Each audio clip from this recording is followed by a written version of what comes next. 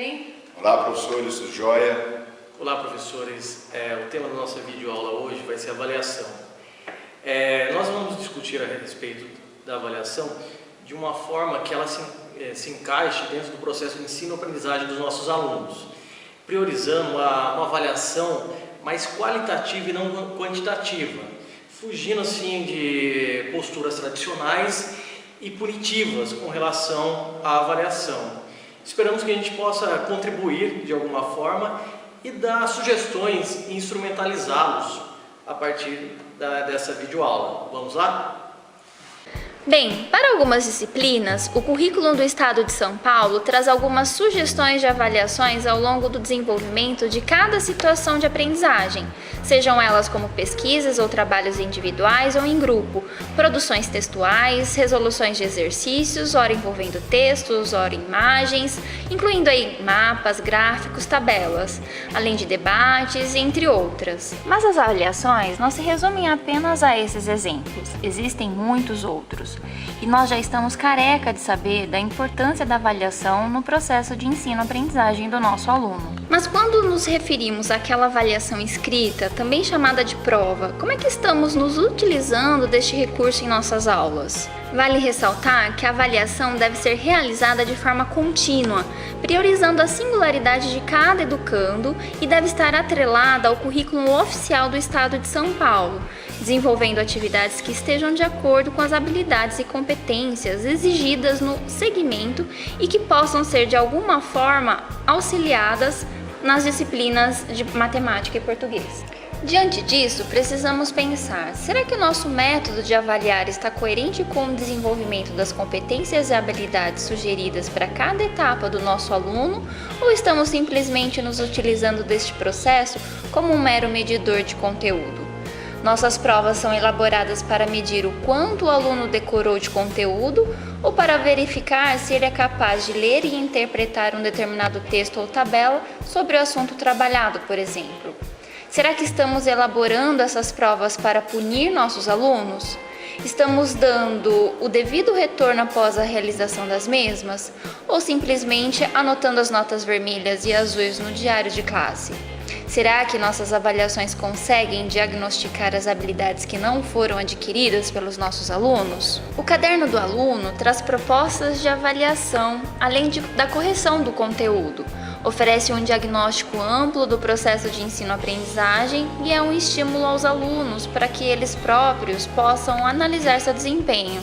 A avaliação só se reveste de significado se ela for capaz de proporcionar o aprimoramento das atividades pedagógicas, tanto por parte do professor quanto do aluno, devendo ser um momento de reflexão para ambos e fazer parte do próprio processo de ensino-aprendizagem. Neste sentido, trouxemos alguns modelos de exercícios para entenderem o que estamos falando. Em sociologia, por exemplo, trouxemos um modelo equivocado de avaliação. Perguntas como: o que é sociologia? Ou o que são fatos sociais? São perguntas sem contextualizações, sem base, é crua, decorativa e não dá chance de mostrar o que o aluno realmente aprendeu. Agora vamos nos ater a modelos que possibilitem uma melhor avaliação do processo de ensino-aprendizagem do aluno. Como exemplo, esta charge pode ser trabalhada associando o texto 500 mil contra 1 da situação de aprendizagem 3 da primeira série em Sociologia, solicitando ao aluno uma produção textual, justificando o fato do Brasil ser um dos países com maiores índices de linchamento. Em História, podemos montar avaliações com atividades que usem documentos históricos de forma contextualizada, contribuindo assim para desenvolver a criticidade e habilidade interpretativa.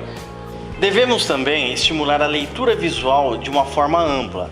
Para isso, o uso de imagens se torna essencial, utilizando obras de arte, fotografias, monumentos, charges, grafites, etc. O próprio caderno do aluno traz sugestões de avaliações. Ao utilizar uma avaliação mais formulada, possibilita os alunos a se adequarem e se habituarem aos formatos e às habilidades e competências que serão cobradas futuramente, tanto em relação à AP, Saresp e também no Enem. Já em geografia, esta é uma questão para análise e interpretação de mapa que poderíamos utilizar tanto para o 9º ano quanto para a 3ª série, cujo tema é formação de blocos econômicos. Notamos que esta questão, retirada da prova do Enem de 2016, o aluno não precisa ter grande domínio de conteúdo para respondê-la.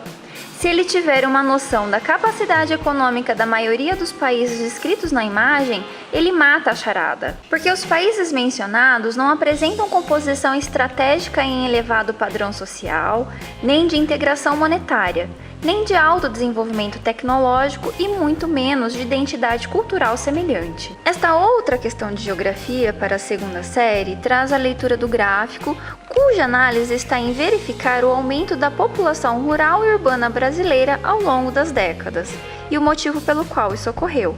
O exercício retoma a importância do desenvolvimento da indústria atrelado ao crescimento das cidades. Então é isso aí, professores. Espero que nós tenhamos contribuído para a prática docente e com isso auxiliá-los com relação ao processo avaliativo. Bom, a gente vai deixar nossos contatos e esperamos também contribuições e sugestões para as próximas videoaulas, ok? Vamos também disponibilizar um link com alguns materiais que vocês possam utilizar para montar algumas avaliações, ok? Nos vemos por aí. Tchau. Abraço.